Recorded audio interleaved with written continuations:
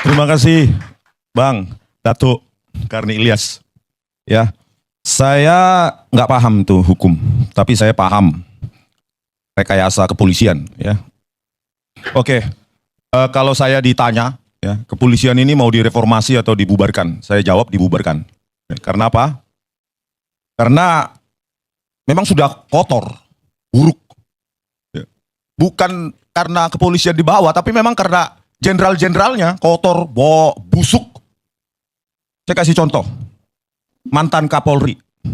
Dialah otak rekayasa barang bukti digital. Dia, mantan Kapolri. Terus bagaimana jajaran di bawahnya? Kalau mantan Kapolri saja sudah otak rekayasa. Kalau Pak Mahfud MD nanti terpilih sebagai tim atau ketua tim reformasi, saya hadiahi buku ini. Buku ini saya susun. Bukan karena saya benci terhadap kepolisian, tapi karena saya cinta kepolisian. Ya. Ini bukunya Pak Mahfud MD dan siapapun yang menjadi tim reformasi kepolisian. Rekayasa barang bukti digital oleh Puslapor Polri. Studi kasus kopi sianida. Kalau ingin membenahi kepolisian, kasih contoh bagaimana menghukum bahkan mereka yang pernah menjabat kepolisian. Demonstrasikan bagaimana tindakan atau hukuman yang lebih berat bisa diterapkan kepada mereka yang bahkan pernah menjadi pimpinan Polri. Rakyat menilai nanti apakah hukuman semacam itu nanti cuma hukuman main-main, cuma dimutasi atau pangkatnya diturunkan atau gajinya nggak dikasih 1 bulan atau 3 bulan. Semua sudah saya jelaskan di sini. Berani nggak nanti tim kepolisian? Jadi jangan teori-teori aja nanti, lip service tim kepolisian. Kalau memang nggak bisa direformasi, bubarkan saja. Banyak anak muda yang mau mengorbankan nyawanya untuk Indonesia ini. Ya, itu masih kasus Jessica yang divonis 20 tahun. Menjalani penjara 8 tahun. Dan di sel tikus 4 bulan. Saya tantang Pak Mahfud MD ataupun siapapun yang menjadi tim reformasi Polri. Berani nggak? Jadi jangan cuma lip service. Kalau kepada rakyat, cuma kasih judul YouTube saja langsung diperiksa. Kenapa Anda memberikan judul itu? YouTuber diperiksa. Aktivis diperiksa. Itu loh. Berani nggak? Kalau bukti buku saya ini saya salah, tangkap saya, Pak Listio Sigit Prabowo. Besok saya langsung ditangkap.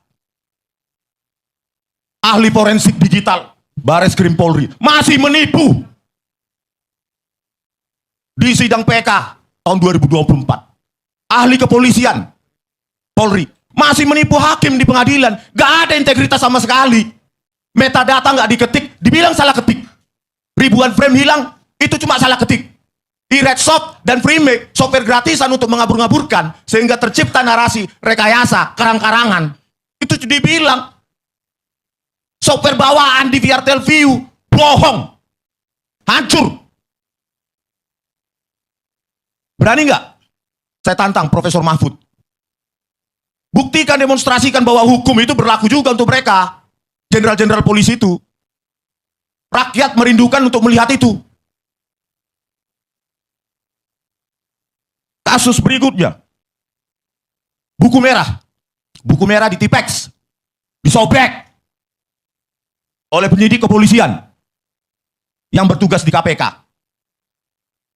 Orang yang pertama di angkatannya, Akpol tahun 2000, dia yang menjadi jenderal tembus bintang 1. Sementara yang menerima hadiah Makayasa enggak. Orang yang baik justru enggak jadi apa-apa. Bagaimana membenahi ini? Kalau enggak dibubarkan saja. Bang Karni, saya kira bentar. Masih panjang ini. Makanya berani enggak tim reformasi Polri ini menangkap, memeriksa mafioso di dalam kepolisian ini? Itu tantangannya. Kalau cuma nanti lip service, berikutnya rakyat lupa, ngapain ngabisin anggaran membentuk tim-tim seperti ini? Omong kosong. Omong kosong. Kalau nggak punya nyali, bersih boleh. Tapi kalau nggak punya nyali untuk apa? Nggak ada hasil. Ya, Pak Prabowo Subianto. Kasus KM 50 ini lebih brutal. Ya, saya baca keputusannya dengan seksama. Ya, bagaimana mungkin yang diforensik justru HP dari 6 laskar FPI yang tewas dan sempat dijadikan tersangka. Saya baca di keputusan, nggak ada itu di forensik. Polisi-polisi yang ada di lapangan nggak ada. Di mana fairness-nya kepolisian? Sudah memang sangat bobrok. Kalau bisa saya didengar Pak Prabowo Subianto, bubarkan Pak. Dan jangan ada lagi pangkat-pangkat jenderal untuk kepolisian. Sombong. Seperti negara lain saja, inspektur utama kepolisian, inspektur ini kepolisian. Jangan pakai jenderal-jenderal. Sombong mereka. Belum lagi masih kasus 50, KM 50. Ya. Polisi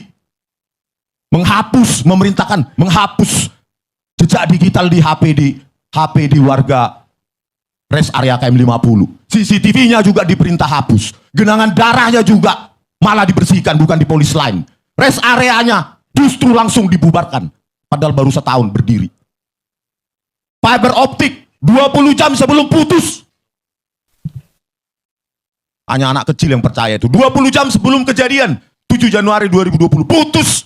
Tidak dianalisa seratnya. Serat fiber optiknya. Benar nggak putus? Apakah digunting, dimakan tikus, kena petir?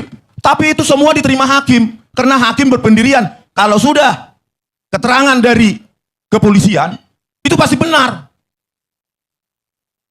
Inilah rusaknya kepolisian. Kasus Kanjuruhan. 3 jam durasi video, 3 jam lebih durasi video. Hilang di gate sekian itu. Dan di parkiran. Kerjaan siapa itu? Ya, halo teman-teman nalar politik, selamat datang kembali di channel ini. Seperti biasa, hari ini kita akan membahas sebuah peristiwa yang sedang ramai diperbincangkan publik dan kembali menjadi sorotannya di berbagai platform media sosial. Topik yang akan kita ulas kali ini masih berkaitan dengan polemik ijazah Presiden ke-7 Indonesia, Joko Widodo, yang sehingga saat ini terus memunculkan perdebatan panjang. Ya, teman-teman, dalam sebuah forum diskusi yang beredar luas di internet terjadi adu argumen yang cukup panas antara mantan Kabar Skrim Sunso 2J dengan pihak yang membela keaslian ijazah Jokowi. Bahkan suasana diskusi disebut-sebut memanas hingga nyaris terjadi insiden pelemparan mikrofon akibat perdebatan panjang dan semakin tajam. Lalu seperti apa sebenarnya jalannya perdebatan tersebut dan mengapa isu ini kembali menarik perhatian publik? Mari kita bahas bersama sampai selesai. Ya, teman-teman nalar politik, polemik mengenai ijazah Jokowi memang bukan isu baru, namun dalam beberapa bulan terakhir pembahasan ini kembali mencuat setelah berbagai pihak terus mengajukan pertanyaan mengenai dokumen pendidikan yang dimiliki Presiden Jokowi. Di sisi lain, pihak Universitas Gadjah Mada atau UGM berkali-kali menegaskan bahwa Jokowi adalah alumni sah dari kampus tersebut.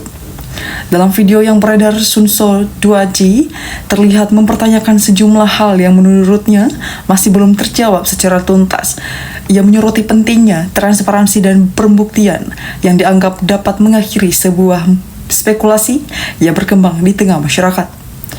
Pertanyaan-pertanyaan tersebut kemudian mendapatkan tanggapan dari pihak lain yang tetap meyakinkan bahwa penjelasan UGM selama ini sudah cukup jelas. Ya, perdebatan semakin menarik ketika masing-masing pihak saling menyampaikan argumentasi yang berbeda. Di satu sisi terhadap kelompok yang menganggap bukti yang sah memadai dan tidak perlu dipersoalkan lagi. Namun di sisi lain terdapat kelompok yang merasa masih ada pertanyaan yang perlu dijawab secara terbuka agar tidak menimbulkan polemik yang berkepanjangan. Banyak penonton menilai bahwa Suwanto 2J tanpa cukup tegas dalam menyampaikan pendangannya. Ia beberapa kali meminta agar pembahasan fokus pada bukti dan fakta dan dapat diverifikasi.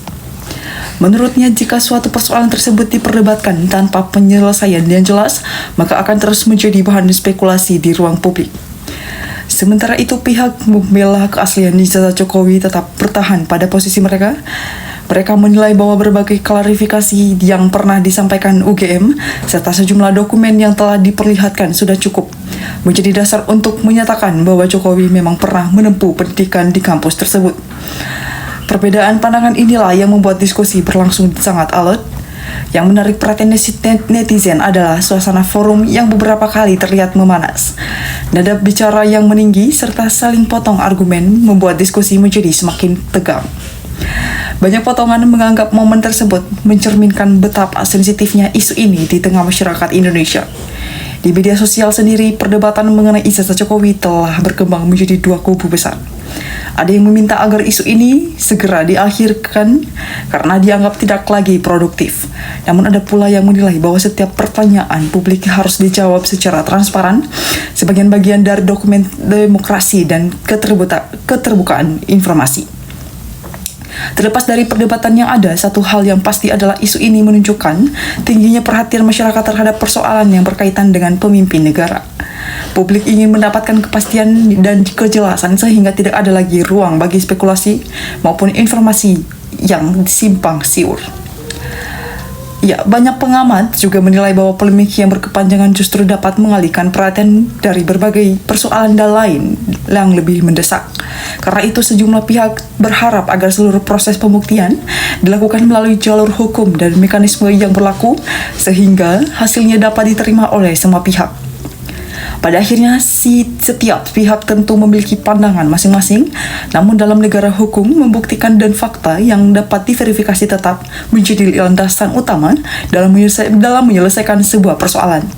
Oleh sebab itu, masyarakat diharapkan tetap kritis, sekalipun bijak dalam menyikapi setiap informasi yang beredar. Ya teman-teman, mari kita bacakan beberapa komentar dari teman-teman kita. Ada yang berkomentar bahwa kalau memang semua sudah jelas, kenapa perdebatan ini masih terus berlanjut? Dan juga ada teman-teman kita yang berkomentar bahwa saya setuju, semua pihak sebaiknya fokus pada bukti, bukan opini. Dan ada juga teman-teman kita yang berkomentar bahwa diskusinya panas, tapi publik memang berhak mendapatkan penjelasan yang transparan.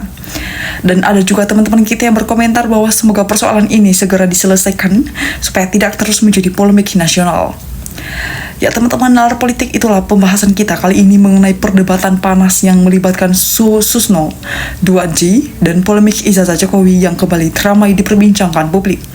Terlepas dari berbagai pendapat yang berkembang, tentu kita dapat berharap agar setiap persoalan ini diselesaikan melalui fakta dan data mekanisme hukum yang berlaku sehingga tidak menimbulkan perpecahan di tengah masyarakat. Ya, jika kalian memiliki pendapat mengenai isu ini, silahkan tulis di kolom komentar dengan tetap menjaga etika dan saling menghargai perbedaan pandangan. Jangan lupa like, subscribe, dan aktifkan lonceng notifikasi agar tidak ketinggalan informasi terbaru lainnya. Sampai jumpa di video berikutnya. Salam NKRI.